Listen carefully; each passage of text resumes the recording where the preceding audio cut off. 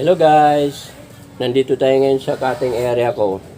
At magli-layout tayo ng t-shirt para sa cutting production. Ngayon, dahil matagal-tagal na tayong hindi nakapag-upload, bibidyoan na lang natin itong gagawin ko ngayon.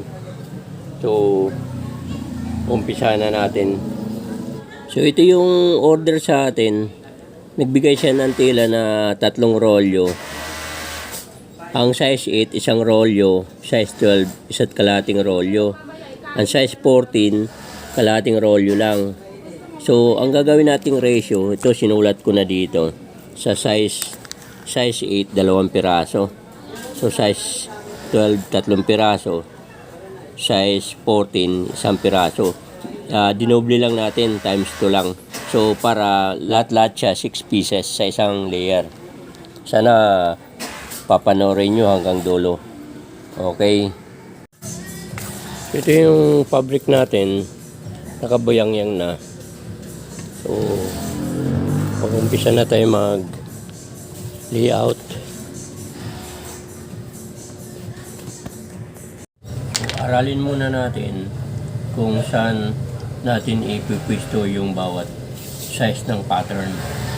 So, unahin muna natin big size dito. Diyan natin ilagay yung size 14 dahil 1 piece lang yun. So, yung size 12 naman, dito natin ilagay. Yun. Dahil maliit lang yung maliliit na size, ang fabric natin ay 35.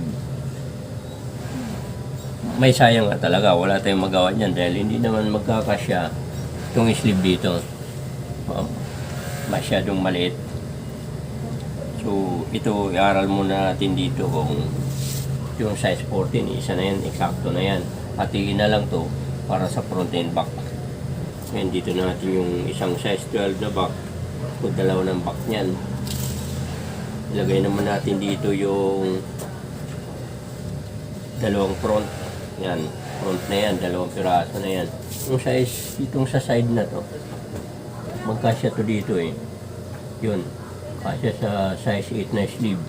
So, pwede na siya. Isang pares na yan na sleeve sa size 8. Dito, alangan na, wala na. Alanganin na. So, baka kumapos pa yan pag kinabit eh.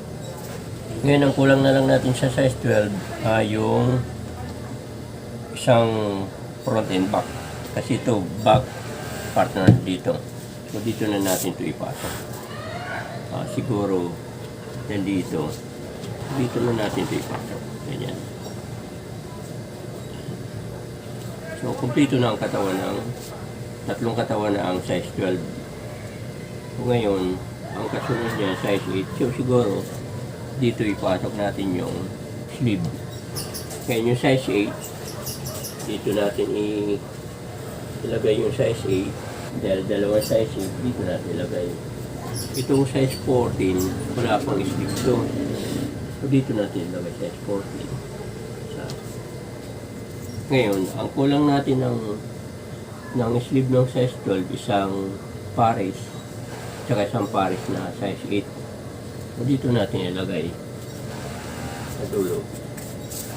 Ito, isang size 12, tsaka isang size 8. So, final na natin. Guguhit na natin to. So, guhitan na natin.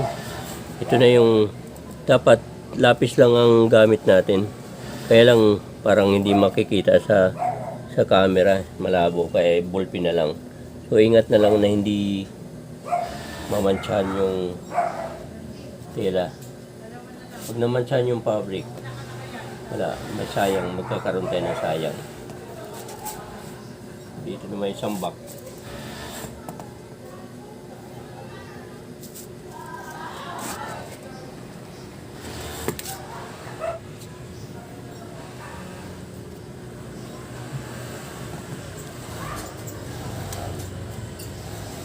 So, dito natin lalagay yung partner niya na front.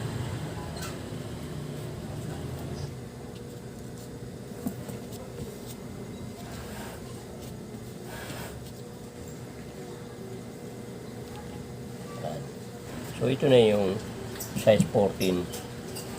Ito yung front and back.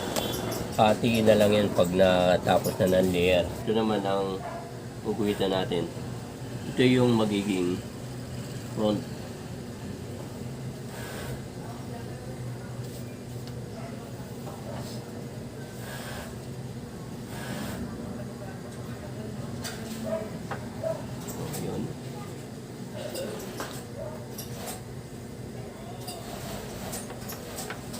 Front ng size 12. Ito yung back niya. So, dalawang pares na yan. Ito na yung pangatlong katawan ng size 12.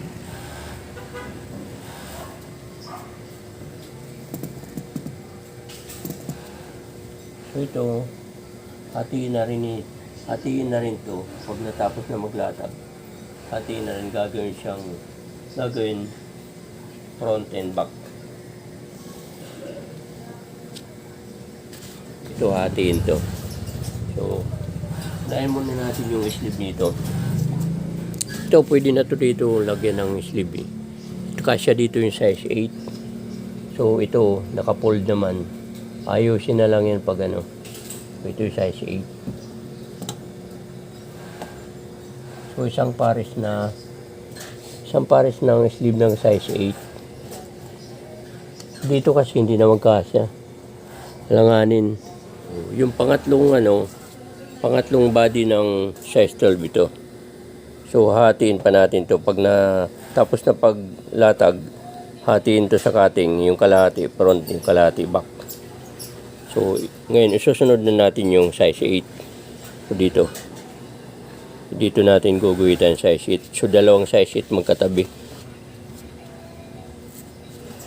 So, gawin natin tong front na size 8. Ang kapartan naman dun magkatabi.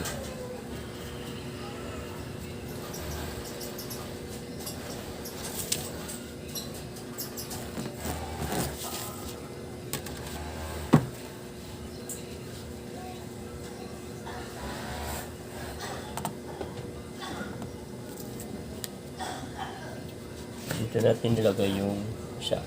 Kailangan pantayin na natin dito. Tapos na.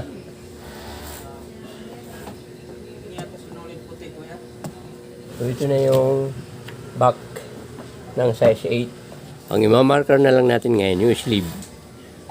So, ito yung sleeve. Size 14 dahil ang size 14 natin isang piraso. So, dito na size 14. Ngayon, yung size 12 naman, dito na natin ilagay. Kasya ba? Hindi magkasya, di ba? So, ang gagawin na lang natin, medyo islant na lang natin ng konti. Kasi may cups naman to, hindi halata. Yan. Sagad-sagaran yan. So, kailangan, kung kaya mong itipid yung tela, titipirin mo. Yung walang sayang, tulad nito, sagad-sagaran na yan. So, ito size 14. Ito naman size 12. Ang kailangan natin na sleeve ng size 12 ay 3. Ngayon ito, 2 lang. So, doon na tayo kukuha sa dulo ng tela. Ito, size 12, 2 na. Isang size 14. So, kulang pa tayo ng isang size 12 at saka isang size 8. So, dito na natin imamarker sa dulo. So, ito, lagay natin dito. Size 12. So, magkakaroon siya ng kasi mas maliit ito. So, mayroon talaga sayang pag dito, may sayang siya.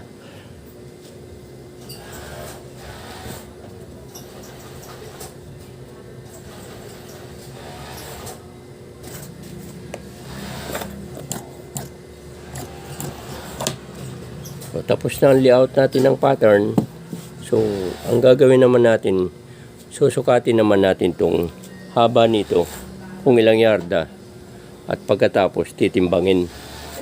So bago natin ilatag yung fabric, nilagyan muna natin ng marker kung hanggang saan yung latag natin at mayroon din dito. Mayroon din dito. Kung saan po pwede tayo magputol kung sakasakaling may damage sa kalagitnaan ng fabric.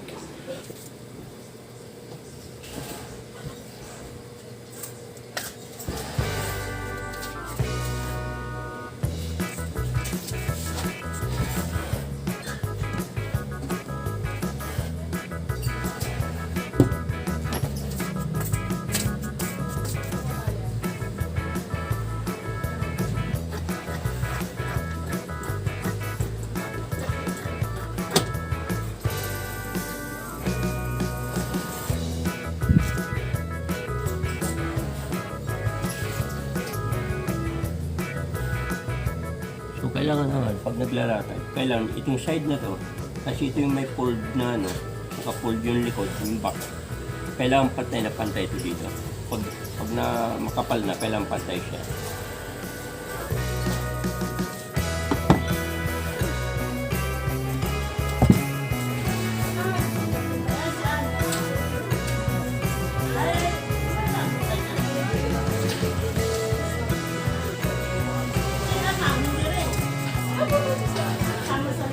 Ito na yung pangatong rolyo.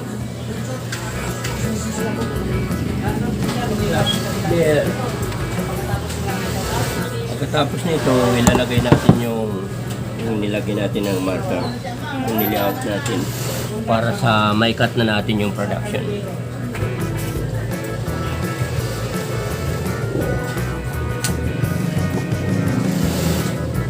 May pang-replace pa tayo. Sakaling mayroong may damage. Pang-replace. Okay. So, lalagay na natin yung marker.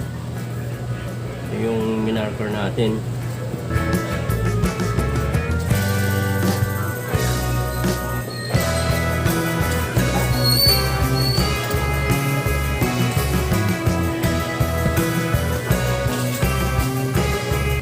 So, ito na yung kapal ng yung tatlong rolyo. So, bibilangin pa natin ito ngayon kung ilang layer to bawat rolyo. May nilagay tayo na parang separator bawat rolyo. Tapos, i-record naman natin ngayon, tsaka total kung ilan lahat ang natabas natin. Bawat size. Okay, kasi tatlong size lang naman to.